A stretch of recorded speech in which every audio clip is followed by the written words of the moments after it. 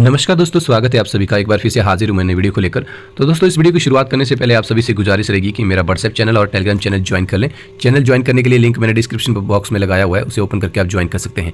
तो दोस्तों, पिछले कल एक एडवर्टीजमेंट जो वो निकली हुई है और ये एडवर्टीजमेंट दोस्तों Himachal Pradesh public service commission ने निकाली हुई है और आज जो वो इसकी डिटेल एडवर्टीजमेंट आई हुई है, इसीलिए यहाँ पर 31/12/2024 दिया हुआ है दोस्तों। ये एडवर्टीजमेंट है दोस्तों, एक नई पोस्ट है जो वो यहाँ पर निकली हुई है और ये नई पोस्ट है जो वो कुल मिलाकर के 65 यानी 65 पोस्टें हैं दोस्तों। इसके लिए ऑनलाइन एप्लीकेशन फॉर्म भरने की लास्ट डेट जो वो दोस्तों 27 जनवरी 2025 से रखी हुई है। तो आज से ही आप ऑनलाइन एप्लीकेशन फॉर्म जो वो HPPSC की वेबसाइट पर जाकर कर सकते हैं। और यहाँ पर साथ ही इसमें दिया हुआ दोस्तों कि ये जो 65 पोस्टें हैं ये कैटेगरी वाइज जो वो यहाँ पर डिवाइड की हुई है दोस्तों।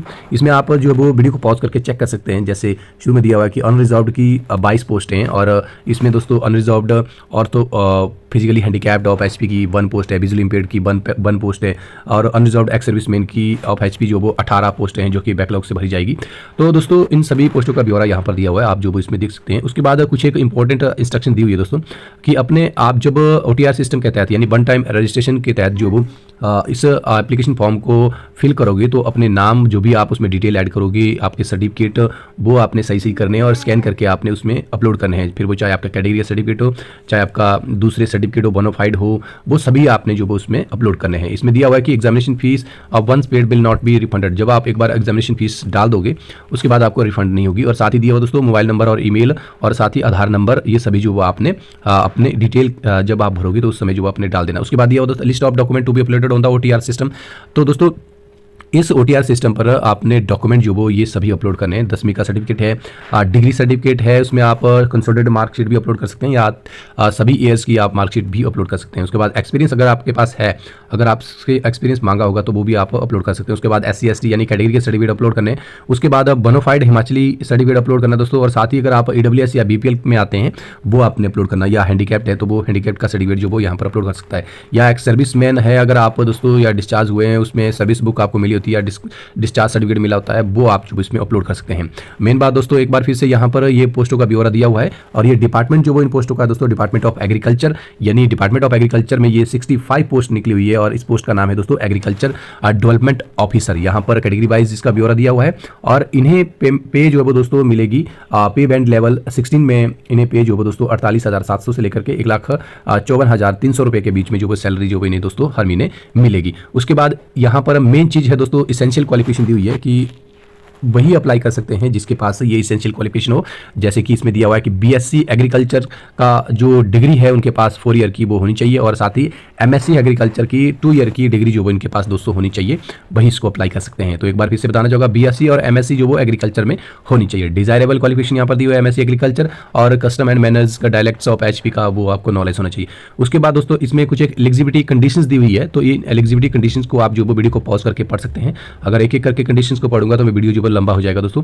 तो कुछ इस प्रकार से ये एलिजिबिलिटी कंडीशन जो वो इसमें दी हुई है दोस्तों। उसके बाद मेन चीज और आ जाती है दोस्तों इसमें एज लिमिट। तो एज लिमिट जो है दोस्तों 45 ईयर्स है या इससे कम जो वो जो भी इससे कम उम्र के कैंडिडेट है दोस्तों वो अप्लाई कर सकता है।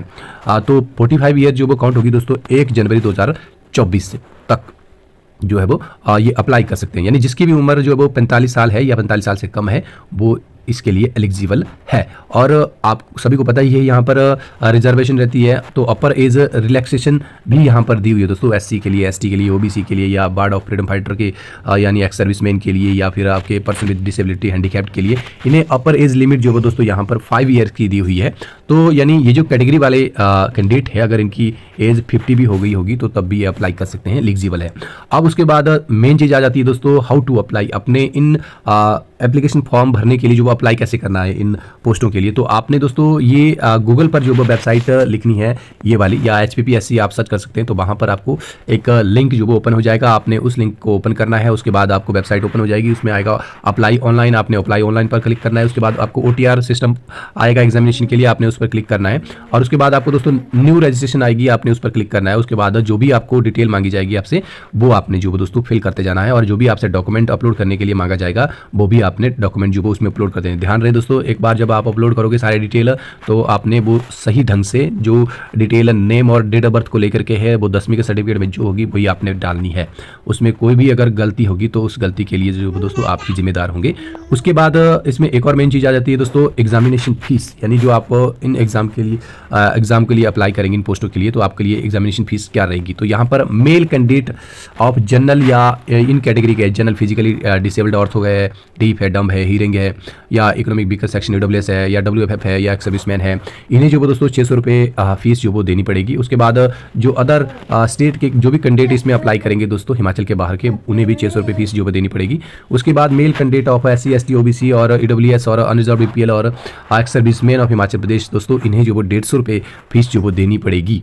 और साथ ही यहाँ पर आगे इसमें दिया हुआ दोस्तों कि जो ex serviceman of male candidate है या ब्लाइंड और विजुअली इंपेयर्ड मेल कैंडिडेट होंगे दोस्तों, उन्हें कोई फीस चुकानी नहीं पड़ेगी। और साथ ही आप सभी जानते हैं हिमाचल प्रदेश में फीमेल कैंडिडेट के लिए कोई भी एप्लीकेशन फॉर्म किसी भी पोस्ट को अप्लाई करने के लिए कोई भी फीस जो है वो नहीं लगती है, तो फीस में वो एग्जम्प्टेड रहते हैं दोस्तों। इसके बाद मोड ऑफ फीस पेमेंट आपको पता ही है दोस्तों, तो आपने ऑनलाइन फीस पेमेंट का जो वो यहाँ पर करनी है। और उसके बाद एडमिट कार्ड वगैरह आपको जो वो आएंगे टेस्ट के लिए, तो वो आपको वेबसाइट पर मिल जाएंगे। और उसके लिए जब भी एडमिट कार्ड आएंगे दोस्तों, जो आपने फ़ोन नंबर डाला होता है, ईमेल डाली होती है, उसमें भी विभाग जो वो ये आयोग जो है वो आपको सूचित कर देता है। उसके बाद मेन चीज़ और आती है दोस्तों सिलेक्शन प्रोसेस। तो सिलेक्शन जो वो इन पोस्टों में आपकी जो वो किस तरह से होगी, यहाँ पर 2 स्टेज जो वो सिलेक्शन की प्रोसेस है। स्टेज का नाम है, पहले आपके 2 पेपर होंगे, स्क्रीनिंग टेस्ट और डिस्क्रिप्टिव सब्जेक्टिव एप्टीट्यूड टेस्ट, और उसके बाद आपका पर्सनैलिटी टेस्ट जो वो होगा दोस्तों।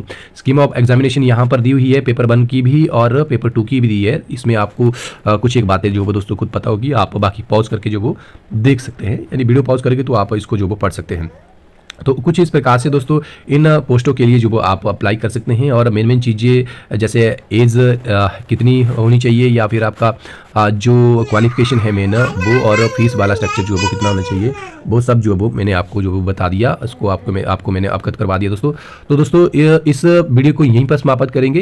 अगर आपका कोई भी क्वेश्चन हो इससे संबंधित तो आप जो वो कमेंट बॉक्स में कमेंट कर सकते हैं, मैं आपको रिप्लाई जरूर करूँगा दोस्तों। और साथ ही दोस्तों जाते जाते बताना चाहूँगा कि आप व्हाट्सएप चैनल को ज्वाइन कर लें और टेलीग्राम चैनल को ज्वाइन कर लें, क्योंकि वहाँ पर जो भी अपडेट आते हैं वो अपडेट मैं वहाँ पर शेयर कर देता हूँ दोस्तों। अगर आपको ये पूरी एडवर्टीजमेंट चाहिए होगी दोस्तों, तो आप SPPSC की वेबसाइट से जाकर के डाउनलोड कर सकते हैं, या फिर मेरे टेलीग्राम चैनल और व्हाट्सएप चैनल को ज्वाइन करें, वहाँ से आपको ये मिल जाएगी। तो दोस्तों वीडियो यहीं पर समाप्त करेंगे। धन्यवाद।